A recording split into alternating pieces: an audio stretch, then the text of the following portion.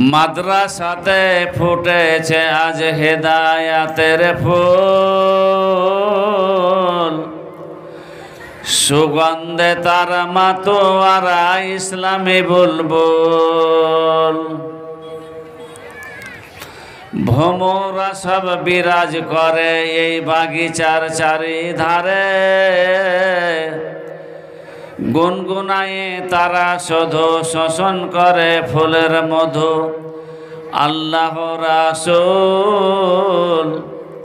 মাদ্রাসাতে ফুটেছে আজ হেদায়াতের ফুল, সুগন্ধে তার মাতোয়ারা ইসলামী বুলবুল। দিন রজনী ফুলের বাগে গুনগুনায়ে জাগায় জাগে, দিন রজনী ফুলের বাগে গুনগুনায়ে জাগাই জাগে। অহরহ দেশ বিদেশের কতই অলি কুল, মাদ্রাসাতে ফুটেছে আজ হেদায়াতের ফুল, সুগন্ধে তার মাতোয়ারা ইসলামী বুলবুল। হে মাদ্রাসা জিন্দাবাদ, তোমায় জানাই ধন্যবাদ। হে মাদ্রাসা জিন্দাবাদ, তোমায় জানাই ধন্যবাদ। অহরহ বিরাজ রহ পাহাড় সমতুল, মাদ্রাসাতে ফুটেছে আজ হেদায়াতের ফুল, সুগন্ধে তার মাতোয়ারা ইসলামী বুলবুল। মাদ্রাসাতে ফুটেছে আজ হেদায়াতের ফুল, সুগন্ধে তার মাতোয়ারা ইসলামী বুলবুল। এর চলার পথে না হয় বাধা যেন ওগো খোদা, দয়া চাহি ওগো প্রভু হইয়া ব্যাকুল। মাদ্রাসাতে ফুটেছে আজ হেদায়াতের ফুল, সুগন্ধে তার মাতোয়ারা ইসলামী বুলবুল, সুগন্ধে তার মাতোয়ারা ইসলামী বুলবুল।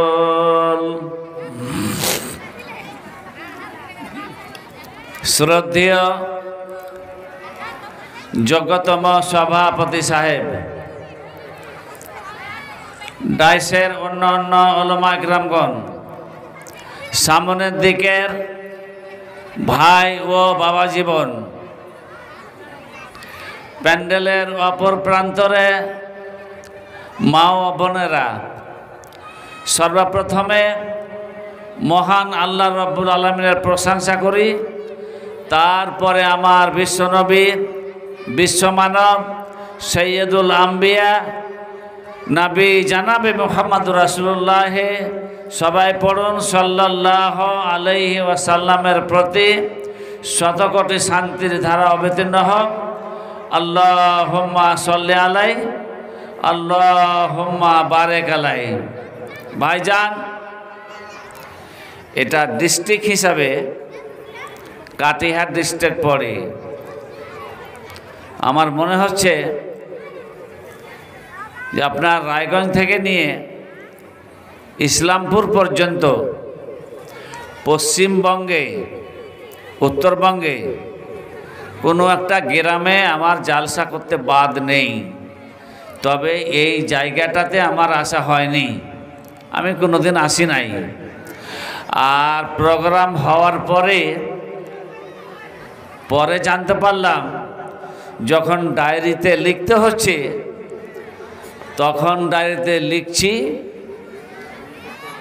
বলরামপুর থানা আর কাটিহার ডিস্ট্রিক্ট। তখন বুঝতে পারছি জায়গাটা বিহার। তো ভাইজান, যদি এই জায়গাতে না এসে থাকি, তবে যারা শ্রোতা মণ্ডলী আছেন, আমার যোগ্যতম সভাপতি সাহেব আছেন, আমাকে 80% লোক চিনতে পারছেন যে এটা আব্দুল ওহাব ইসলাহি। কিন্তু আমার গলার সাউন্ড, গলার আওয়াজ ওই ইসলাহির মতন লাগছে না। কারণটা হলো, আজ থেকে 1 মাস আগে হাই প্রেসার হয়ে যাওয়ার কারণে মুখে একটু আড় ধরে গেল, যেটা প্যারালাইসিসের লক্ষণ থাকে। তাড়াতাড়ি করে ট্রিটমেন্ট করে অনেকটা কমে গেছে। 8টা জালসা ক্যান্সেল করেছি। তারপরে সুস্থ হওয়ার পরে একটু একটু করে কথা বলতে পারার পরে জালসা করতে আরম্ভ করেছি। এ পর্যন্ত কার্নিয়া জালসা 10 নম্বর। যেদিন থেকে জালসা করছি অসুখের পরে, এটা 10 নম্বর জালসা। আগে আপনার 8টা জালসা ক্যান্সেল করতে হয়েছে। অবস্থাটা তখন খুব জটিল ছিল। অতএব এই বিপদের ওপর দিয়ে আমার আওয়াজের অসুবিধা হলেও আমি আস্তে আস্তে করে বলবো, আপনারা শুনবেন। তবে 1 নম্বর কথা, আপনারা সবাই অনেক ইমানদার মানুষ আছেন, পরেজগার, তাহাজ্জুদ গুজার, ছোট্ট ছোট্ট ছেলেরা আছে, তাদের দোয়া আল্লাহ পাক কবুল করবেন। আমার জন্য একটু দোয়া করেন যে আমি যেই রোগে ভুগছি, যেই জন্য আমার জবানের আড় ধরেছে, এটা যেন আল্লাহ সুস্থ করেন, ভালো করেন।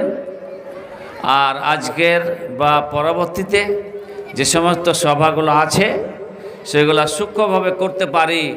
একবার সবাই বলুন আল্লাহুম্মা আমিন।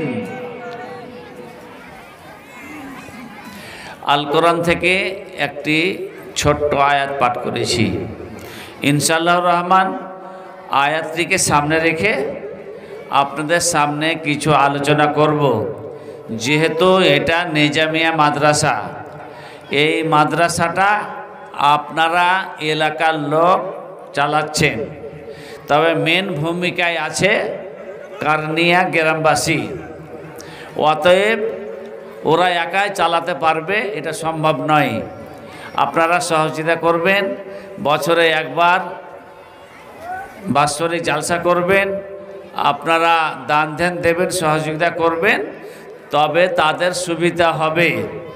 সময়কালে চেক নিয়ে যাবে, আপনারা সহযোগিতা করবেন, তাহলে এই মাদ্রাসাটা চলা সম্ভব হবে।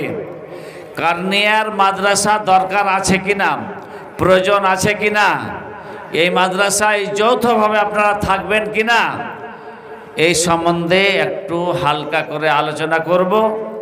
তারপরে আপনাদের কাছে হাত পাতব।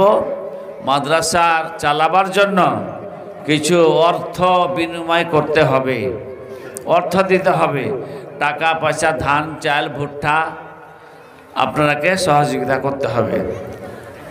আল্লাহ পাক এই শিক্ষার কত মর্যাদা দিয়েছে, শিক্ষার কত পজিশন দিয়েছে। যিনি বিশ্বনবী মুহাম্মদুর রাসূলুল্লাহ সাল্লাল্লাহু আলাইহি ওয়াসাল্লাম, যিনি বিশ্বমানব, বিশ্বনবী, তারও শিক্ষার প্রয়োজন হয়েছে। আল্লাহ পাক নির্দিষ্ট টাইমে, নির্দিষ্ট সময়ে,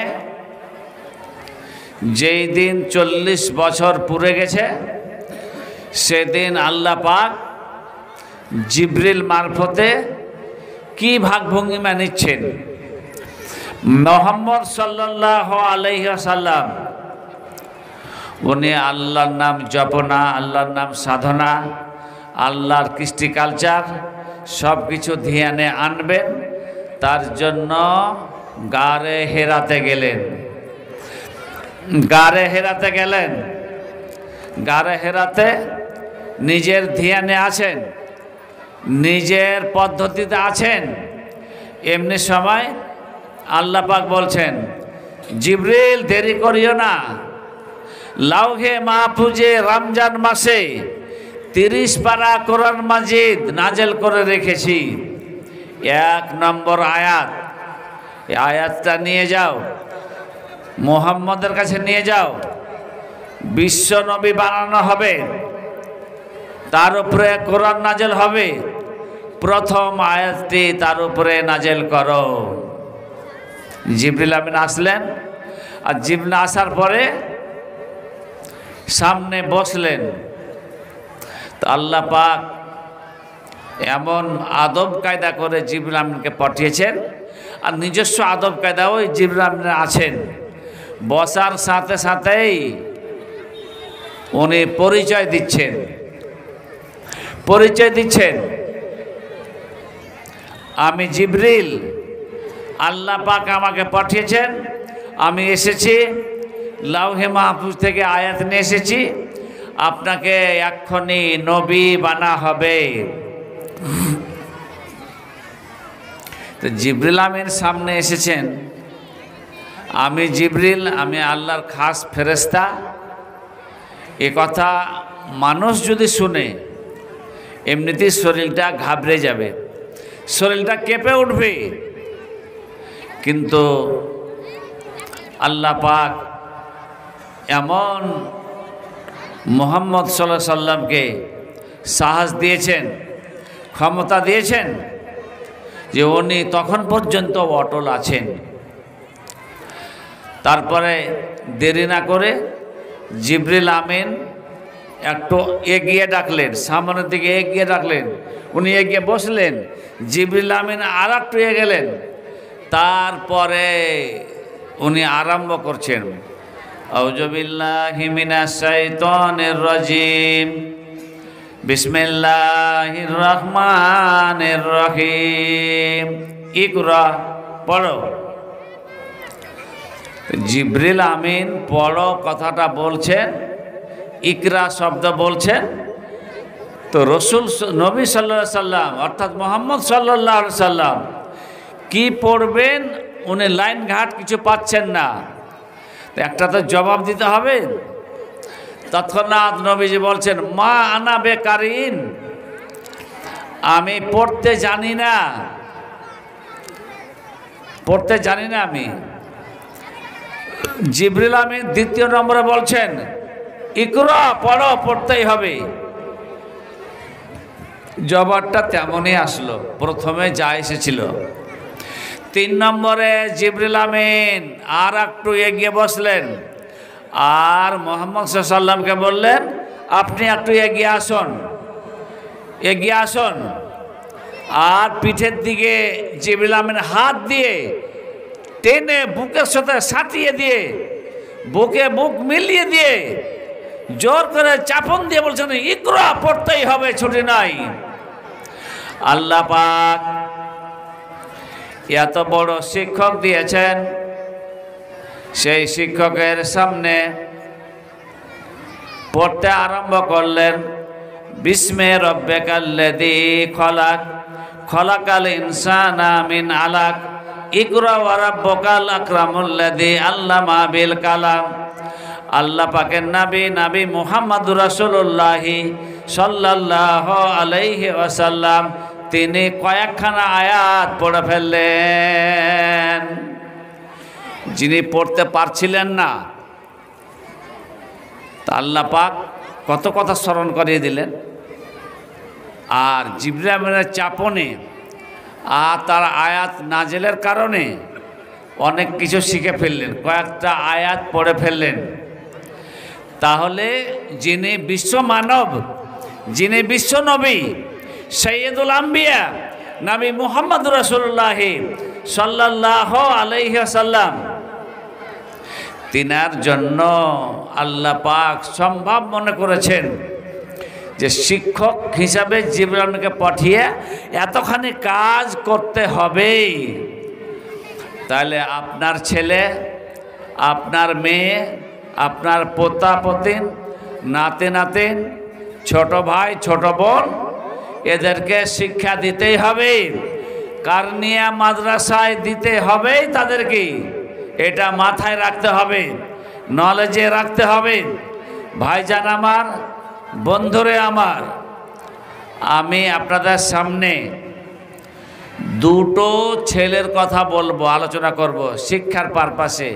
কেমনভাবে শিখেছেন আর কেমনভাবে শিক্ষকের কাছে বসেছেন, দুটো তালবে ইলমের কথা আপনাদের সামনে বলবো।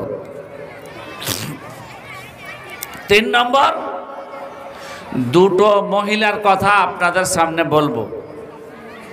দুটো মহিলা, তারা কিভাবে মাদ্রাসায় তার বাপ মা দিয়েছে আর তারা শিক্ষা লাভ করেছে, আজকে আপনাদের কিভাবে মহিলাদের এই মাদ্রাসায় দিয়ে শিক্ষা তাদেরকে দেওয়া হবে। এই চারজন ব্যক্তির কথা বলেই আমি আপনাদের কাছে হাত পাতব। এই মাদ্রাসার জামিয়ার আদায় কালেকশন অবশ্যই করতে হবে, এটা মেন দায়িত্ব আমার উপরে আছে। তারপরে সুদূর নদিয়া থেকে যিনি আজকের বিশেষ আকর্ষণীয় বক্তা জনাব মাওলানা এবাদুল্লাহ সাহেব ইসলাহি, উনি আরাম করছেন। যথা সময়ে রাত 10:30টার সময় ডাইসে উপস্থিত হবেন ইনশাল্লাহ। মূল্যবান কথা, গুরুত্বপূর্ণ কথা আলোচনা আমরা সবাই মিলে শুনব। ভাইজান, আল্লাহ পাক এই মাদ্রাসার যারা তালিবে ইলম আছেন, অন্য মাদ্রাসার যারা তালিবে ইলম আছেন, যারা এখনো লেখাপড়া অর্জন করছেন, তারা একটু আমার তালিবে ইলম ভাই, আমার ছাত্রী যারা আছেন বোনেরা, তোমরা ভালো করে শোনো। আর খাস করে বাপ মা যারা দায়িত্বপূর্ণ ছেলে মেয়েদের শিক্ষা দিতে হবে, আপনারা একটু ভালো করে শুনুন। ভাইজান, হাফেজ আসরাম রহমতুল্লাহ আলাই, হাফেজ আসরাম রহমতুল্লাহ আলাই, উনি কত ব্রিলিয়ান্ট আর কত যোগ্যতা রাখে, হাদিসের কত পণ্ডিত। হাফেজ আসরাম রহমতুল্লাহ আলাই উনি কিছু হাদিস শিখবার জন্য, হাদিস জানবার জন্য উনি গেলেন হারাম শরীফে।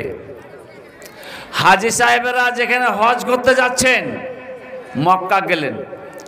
হাজি সাহেবেরা যারা হজ করতে যাচ্ছেন হারাম শরীফে, কাবা শরীফে, তো উনি আসরাম রহমাতুল্লাহ আলাই বাড়ি থেকে বের হলেন আর ওখানে পৌঁছিলেন। ভাই আমার, বন্ধুরে আমার, হারামের মধ্যখানে কাবা শরীফ, চতুর্দিকে হারাম শরীফ। তো হারামের পশ্চিম দিকে, পশ্চিম সাইডে একজন মাওলানা দার্সে বসে হাদিস পড়াচ্ছেন। বাম দিকে, পূর্ব দিকে একজন মুহাদ্দিস, একজন মাওলানা, উনি পড়াচ্ছেন। এরা দুইজন বাগদাদ থেকে এসেছেন। এরা দুইজন মাওলানা, দুইজন মুহাদ্দিস, দুইজন শিক্ষক। তারা বাগদাদ থেকে এসে ক্লাস নিচ্ছেন, ক্লাস করছেন হারামের পশ্চিমে, হারামের পূর্ব দিকে। তালিবে ইলম অনেক আছে, তালিবে ইলম হাদিস মেল করে পড়ছেন আর শিক্ষকগণ হাদিস পড়াচ্ছেন। আসরাম রহমাতুল্লাহ আলাই উনি মিডিলে, কাবা শরীফের পার্শ্বে মিডিলে বসলেন। আর বসার পরে উনি লিখতে আরম্ভ করলেন। ভাই আমার, বন্ধুরে আমার, লিখতে আছেন, কলম বন্ধ নাই, কলম তার চলতে আছে, হাদিস অর্জন করতে আছে। এইদিকে ডান দিকে হাদিস বর্ণনা করছেন, হাদিসের তর্জমা করছেন, এটা লিখছেন ইনি আসরাম রহমাতুল্লাহ আলাই লিখছেন। বাম দিকের শিক্ষক বাম দিকের ক্লাসে পড়াতে আরম্ভ করে দিয়েছেন। ক্লাস চলছে, হাদিস পড়াচ্ছেন আর আসরাম রহমাতুল্লাহ আলাই লিখতে আরম্ভ করে দিয়েছেন। ক্লাস শেষ হয়ে গেল, শিক্ষক উঠে গেল, ছাত্ররা উঠে গেল। তারপরে একজন মুহাদ্দিস এই দিক থেকে আসলেন, আসার পরে ডান দিক থেকে আসলেন, আসার পরে বলছেন আসসালামু আলাইকুম। ভাই আপনি এখানে বেকার বসে কি যেন লিখছেন, ক্লাসে যদি বসতেন, ক্লাসে বসলে কিছু আলোচনা করলাম, কিছু নজরুল ইসলাম উর্ফে দুলাল 2000 টাকা, আলহামদুলিল্লাহ আলহামদুলিল্লাহ 5000 টাকা দিয়েছেন দুলাল ভাই। ওর কি নাম আসলাম? নজরুল ইসলাম উর্ফে দুলাল 5000 টাকা দিয়েছেন। লোকটা বুড়া না চ্যাংড়া? চ্যাংড়া, ধলো না কালো? सरपंच। এই सरपंच বলতে যাকে প্রধান কহে, सरपंच আলাদা। তো চ্যাংড়া লোক, জি হ্যাঁ চ্যাংড়া মানুষ। তো এখানে নাই, আছে আছে নজরুল ইসলাম, सरपंच নজরুল ইসলাম উর্ফে দুলাল। কোন দিকে আছেন ভাই? আমি আব্দুল ওহাব আপনাকে ডাকছি, একটু আসুন তো ভাই, মোসাফা করবো ভাই, একটু আসুন তো। কোন দিকে আছেন? খুব তাড়াতাড়ি আসুন, একদম চলে আসেন। আপনি আসলে দুটো কথা বলবো, মোসাফা করব।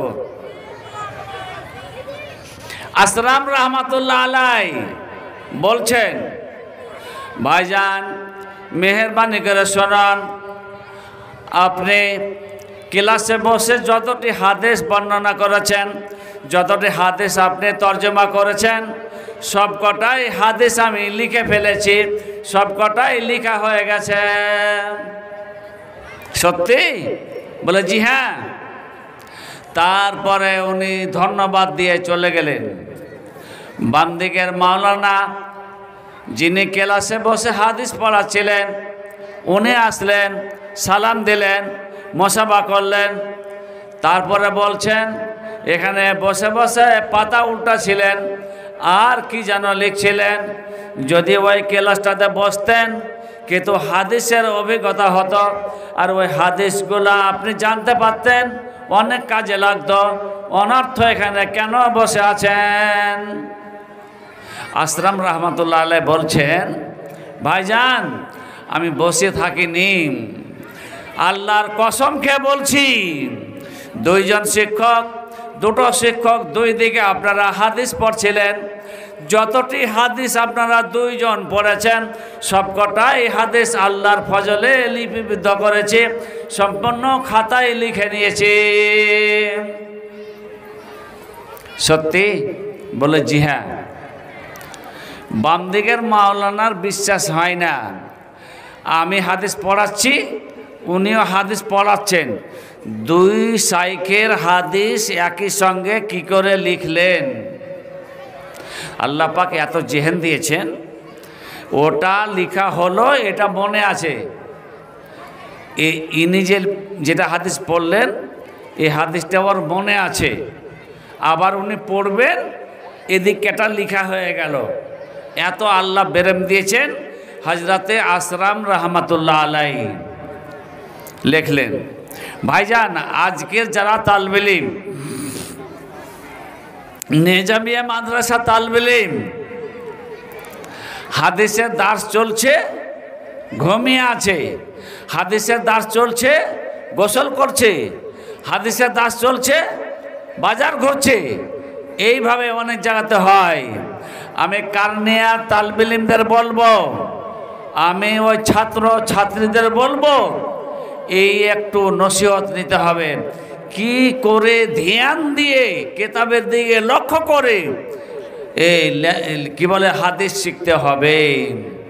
ভাইজান আসরাম রহমাতুল্লাহ আলাইহি কত ব্রিলিয়ান্ট মানুষ, উনি দুটো শিক্ষকের হাদিস সম্পূর্ণ লিপিবদ্ধ করে শেষ করেছেন এবং কোনটা হাদিস তার ছুটেনি। হযরত আসরাম রহমাতুল্লাহ আলাইহি বলছেন, দুইজন শাইখকে বলছেন, আল্লাহর কসম খেয়ে বলছি, আপনারা যতগুলো হাদিস পাঠ করেছেন সবগুলো হাদিসের সংখ্যা হচ্ছে 38টা হাদিস। 18টা হাদিস আপনি বর্ণনা করেছেন, আমি সম্পূর্ণ লিখে নিয়েছি। আর আপনি যতটা হাদিস ব্যবস্থিত করেছেন বলেছেন সম্পূর্ণ দুজনের হাদিসগুলোকে আমি নোট করে নিয়েছি। আমার বলার উদ্দেশ্য, তালবে ইলম ভাইরা, ছাত্ররা, ছাত্রীরা, তাদেরকে এই ধ্যানটা রাখতে হবে যে আমাদের ক্লাসে বসে কি ধ্যানে আমাদের শিক্ষকের কাছ থেকে হাদিসগুলা শুনতে হবে, তাফসির শুনতে হবে, কোরআন মাজিদের তর্জমা শুনতে হবে, সেগা বাপ বাহাস আমাদেরকে বুঝতে হবে। এই ধ্যানের একটা দরকার আছে। নজরুল ভাই, সারপাঞ্চ নজরুল ভাই কোন দিকে আছেন? আসুন ভাই, একটু আসুন, একটু দেখা করো আপনার সঙ্গে। ভাইজান মেহেরবানি করে শোনান। আপনারা জানেন অনেক উলামায়ে দ্বীন আছেন। একজন যোগ্য মুহাদ্দিস, তার নাম হচ্ছে আব্দুল্লাহ বিন মোবারক। আব্দুল্লাহ বিন মোবারক আর তার একজন সঙ্গী আলী বিন হাসান, আলীর বেটা হাসান আর আব্দুল্লাহ বিন মোবারক দুইজন মসজিদে নববী থেকে এশার নামাজ পড়ে বের হলেন। ভাইজান হাজী সাহেব যারা আছেন মসজিদে নববী দেখে এসেছেন, নামাজ পড়েছেন আর দিন থেকেছেন, ওই মসজিদে নববীতে আব্দুল্লাহ বিন মোবারক নামাজ পড়লেন জামাতে, আর আলী বিন হাসান উনিও নামাজ পড়লেন। ভাইজান মসজিদে নববীর গেট দেখেছেন, গেটের পাশে মিনারার পাশে হযরতে আব্দুল্লাহ বিন মোবারক দাঁড়িয়ে আছেন, আর হাসান বের হলো ঘর থেকে, মসজিদ থেকে বের হলো। মসজিদ থেকে বের হয়েছে, তারপরে আব্দুল্লাহ বিন মোবারকের সাথে সাক্ষাৎ হলো, সালাম হলো, মুসাফা হলো। দুইজন মিলে দাঁড়িয়ে আছে। দুইজন মিলে দাঁড়িয়ে আব্দুল্লাহ বিন মোবারক বলছেন, আমরা শুধু দাঁড়িয়ে না থেকে এমনি দুনিয়াবি আলোচনা না করে আমরা যদি হাদিসের কথা আলোচনা করি, হাদিস যদি আমরা বর্ণনা করি, তাহলে এই কাজটা আমাদের সফল হবে। আলী বিন হাসান উনি বলছেন, আব্দুল্লাহ বিন মোবারক মুহাদ্দিস মানুষ, আমি কতগুলো হাদিস জিজ্ঞেস করতে লাগলাম, উনি দাঁড়িয়ে দাঁড়িয়ে আমাকে দার্স দিচ্ছেন আর হাদিস বর্ণনা করছেন, আর হাসান বলছেন আমি শুনতে আছি। ওনার গোল হাদিস পাঠ করছেন আর ছাত্র হাসান উনি হাদিসগুলা শুনছেন। আব্দুল্লাহ বিন মোবারক উনি এত বড় মুহাদ্দিস, উনি হাদিসের পণ্ডিত, উনি বলছেন আর উনি শুনছেন। ভাই আমার, বন্ধুরা আমার, আব্দুল্লাহ বিন মোবারক বলে যাচ্ছেন, হযরতে হাসান বলছেন আমি থকে গেছি, রাত অনেক হয়ে গেছে, আমি মনে ভাবছি অনেকটা রাত হয়ে গেছে, বাড়ি চলে যাব। মাওলানা বাড়ি চলে যাবেন, আমিও আমার বাড়ি চলে যাব, কিন্তু উনি এমনভাবে হাদিস পাঠ করছেন আমার ছেড়ে যেতে ইচ্ছা হয় না। ছেড়ে দিচ্ছে না। দুইজন মিলে হাদিসের চর্চা, হাদিসের দার্স, হাদিস রচনা করছেন। মনে হচ্ছে আব্দুল্লাহ বিন মোবারক মনে ভাবছে এ 2-1 ঘন্টা হলো দাঁড়িয়ে দাঁড়িয়ে কিছু হাদিস বললাম, আর হাসান বলছেন কয়েক ঘন্টা হলো, হাদিসগুলা শুনলাম, নোট করলাম, জেহেনে লিখে রাখলাম। এখন বাড়ি যাওয়ার পালাটা আছে। ভাই আমার, হাদিসের দার্সে এত মজা আছে। শিক্ষক যখন হাদিস পড়ান, তখন ভালো শিক্ষক যদি হয়, আমার সভাপতির মতন, মাদানী সাহেবের মতন যদি শিক্ষক হয়, ছাত্র ক্লাস করতে খাস্তাবে না, হাদিস শুনতে খাস্তাবে না, তাফসীর শুনতে খাস্তাবে না। তো হাসান বলছেন খুব ভালো লাগছে, আর আব্দুল্লাহ বিন মুবারক বলছেন যে তালবে ইলম যতক্ষণ আমার সামনে দাঁড়িয়ে আছে আমি ক্লাস বন্ধ করছি না। হাদিস বলতে আছেন, হাদিস শুনতে আছেন, হাদিস লিখতে আছেন। এমনি সময় রাত অনেকটা হয়ে গেছে, সাহারি খাওয়ার সময় পার হয়ে যাচ্ছে। এমনি সময় একটা আওয়াজ এসে গেল, অন্য জায়গা থেকে আওয়াজ এসে গেল, মদিনার আশেপাশে থেকে একটা আওয়াজ এসে গেল, আসসালাতু খায়রুম মিনান নাওম। আজানের ধ্বনি আব্দুল্লাহ বিন মুবারকের কানে এসেছে, হাসানের কানে এসেছে। আব্দুল্লাহ বিন মুবারক বলছেন, এরে হাসান, আর হাদিস বলবো না, হাদিস পাঠ করব না, তুমি হাদিস শুনিও না। কারণটা হলো মসজিদে নববীতে এখনো আজান হয়নি, কিন্তু অন্য জায়গাতে আজান হয়ে গেছে। হাদিসের এমনি জোশ, হাদিস পাঠ করছেন, অপরজন শুনছেন, দুইজন মসজিদের সামনে দাঁড়িয়ে দাঁড়িয়ে সারা রাত কাটিয়ে দিয়ে আজানের টাইম করে দিল। অথচ হাদিসের দাস কত মজা, ওনারা সময়টা বুঝতে পারলেন না, এতটা সময় পার হয়ে গেছে। ভাই আমার, মাদ্রাসা তালবে ইলম ভাই, তোমাদের বলছি, তোমরা এই হাদিসগুলা, এই ঘটনাগুলো লক্ষ্য রাখো। আমাদের কিভাবে পড়তে হবে, কিভাবে শিক্ষকের মর্যাদা দিতে হবে, আর কিভাবে তালবে ইলমকে পড়াতে হবে। তোমরা একদিন এরকম মাদ্রাসার শিক্ষক হবে, তোমরা এরকম করে রহটপুর মাদ্রাসার শিক্ষক হবে, ভুলকি মাদ্রাসার শিক্ষক হবে, ডাংরাঘাট মাদ্রাসার শিক্ষক হবে। কাজে তোমাদের এই নলেজ নিতেই হবে। ভাই আমার, বন্ধুরা আমার, আপনারা এই শিক্ষা নেবেন।